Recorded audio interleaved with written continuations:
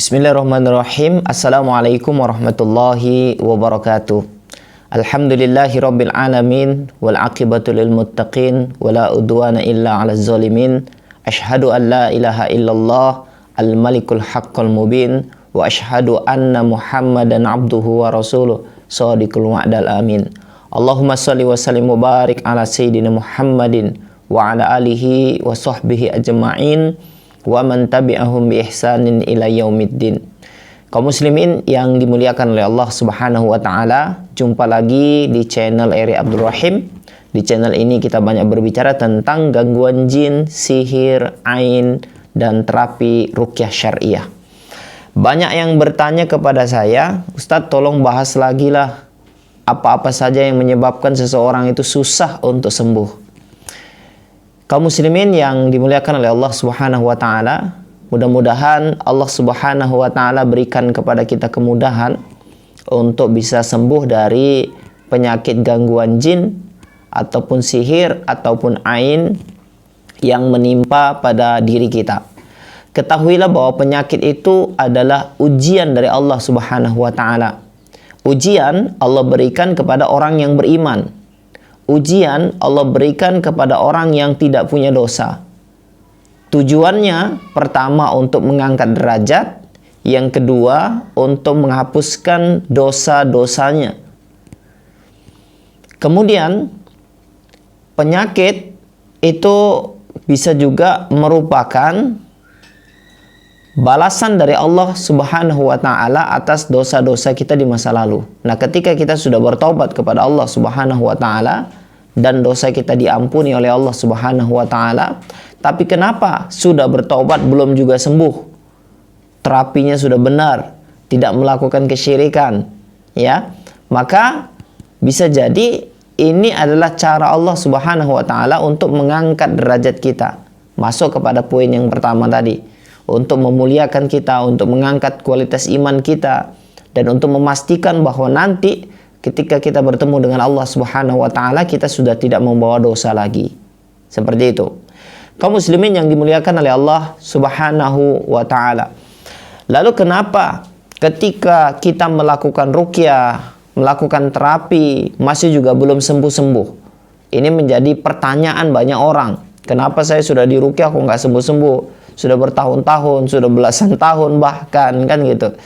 Maka ada beberapa hal strategi yang harus kita lakukan ketika kita melakukan terapi ruqyah syariah agar kita menjadi orang yang sembuh secara total. Maka yang harus kita lakukan juga melakukan pengobatan secara totalitas, secara holistik. Secara holistik itu apa? Yang pertama, cek spiritual kita. Spiritual itu adalah berhubungan dengan kedekatan kita kepada Allah Subhanahu wa taala. Ya.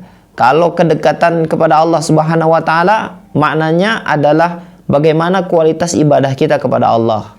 Ya, salat kita sudah tepat waktu atau belum?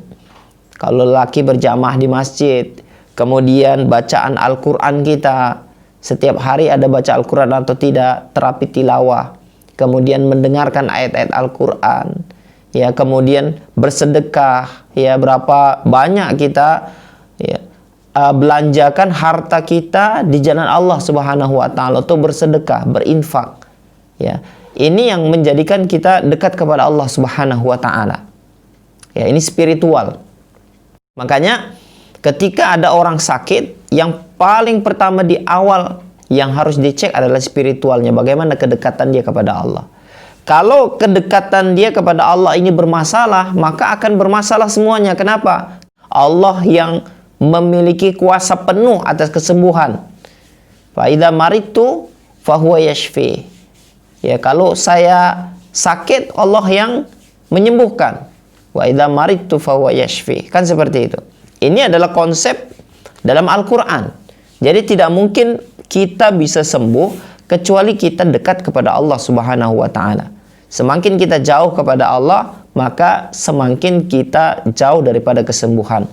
Banyak orang yang mengeluh, Ustadz saya sudah ibadah, saya sudah sedekah, saya sudah melakukan amalan-amalan, terapi juga, tapi belum sembuh-sembuh juga.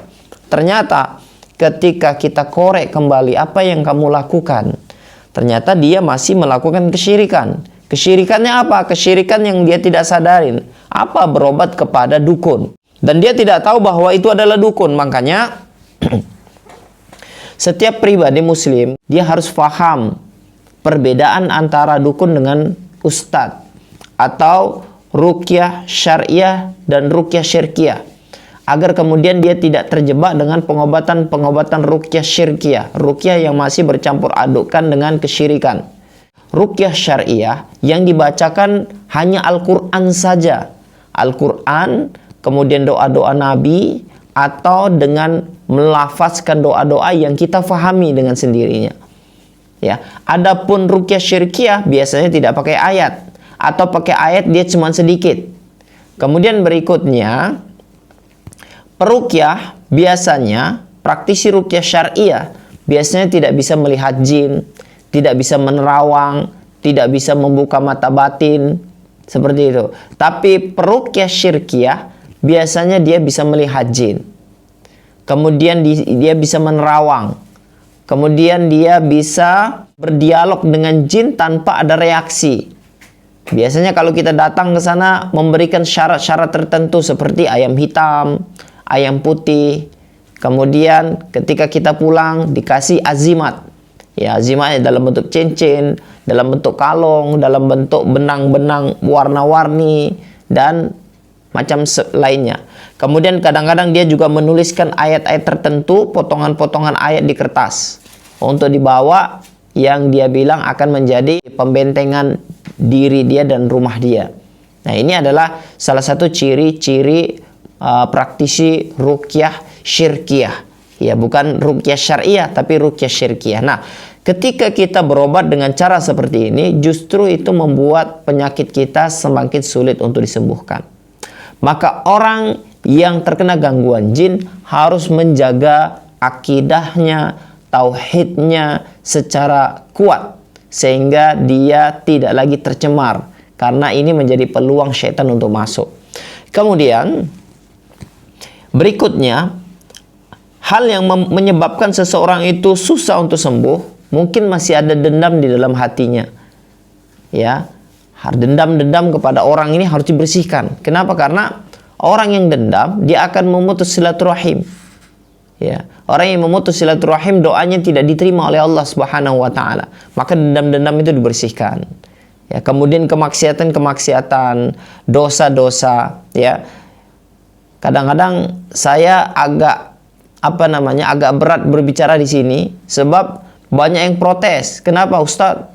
Saya ini sudah sakit lama.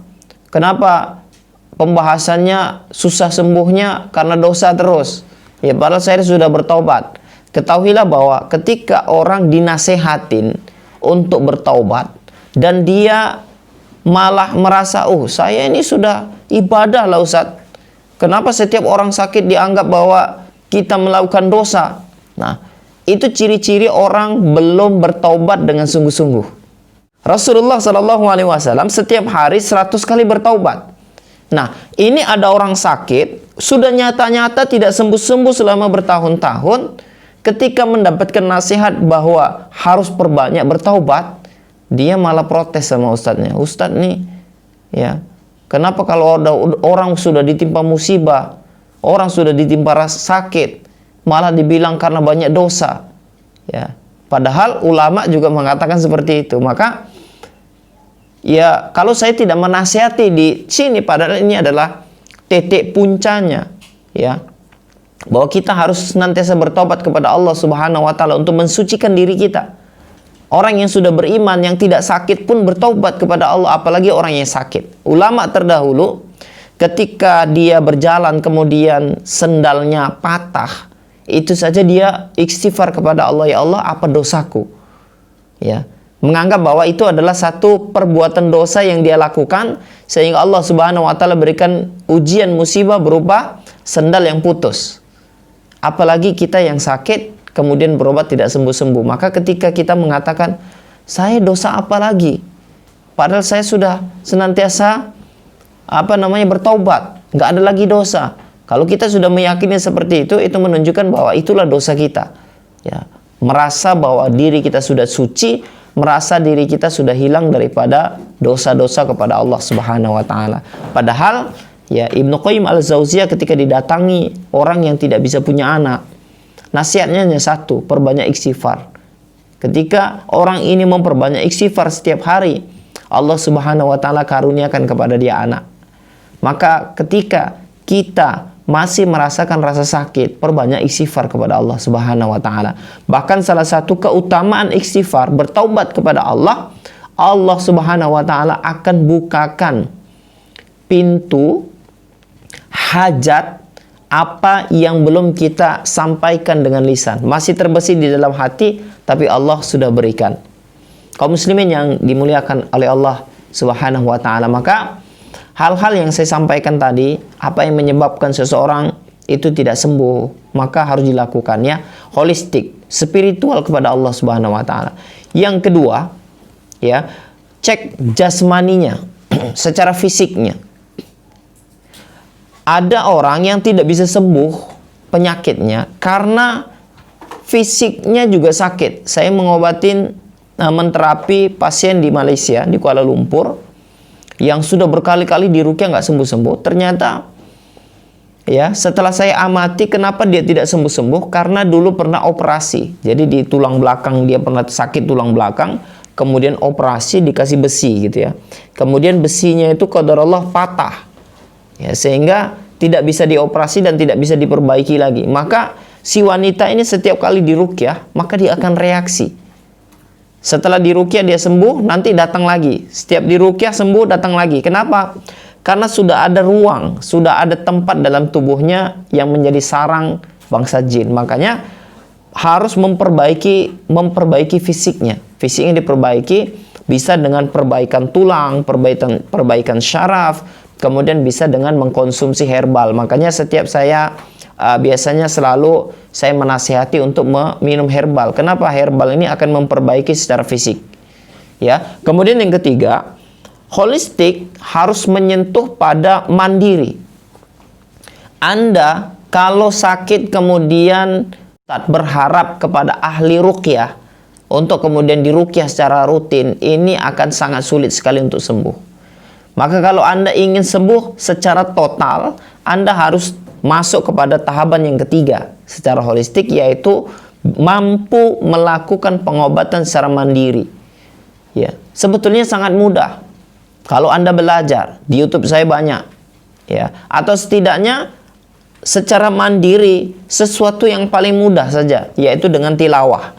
Membaca Al-Quran secara rutin, mendengarkan Al-Quran secara rutin. Syekh Wahid Abdul Salam Bali itu menasihatkan kepada kita, kalau diterapi nggak sembuh-sembuh, sudah disiksa dengan ayat-ayat penyiksa juga belum sembuh, kemudian sudah dicambuk, dipukul juga tidak sembuh, maka kemudian yang harus kita lakukan yang keempat, tahapan terakhir adalah dengan mendengarkan ayat kursi selama 1 jam. Ya, jadi ayat kursi, bacaan ayat kursi selama 1 jam direkam ya. Kemudian diperdengarkan 4 kali sehari, berarti 4 jam sampai 5 jam.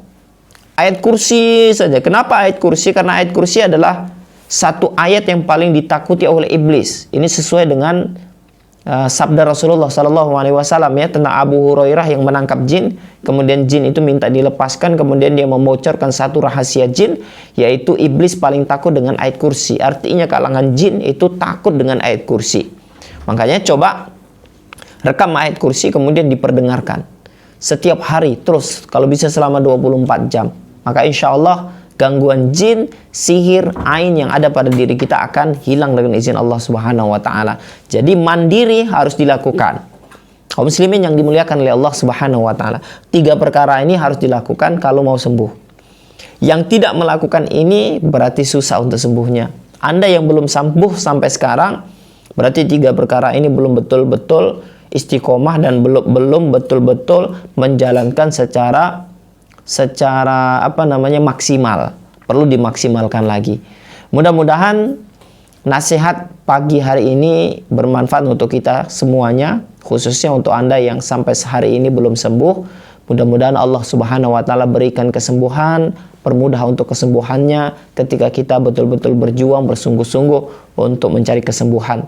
Barakallahu fikum. Assalamualaikum warahmatullahi wabarakatuh.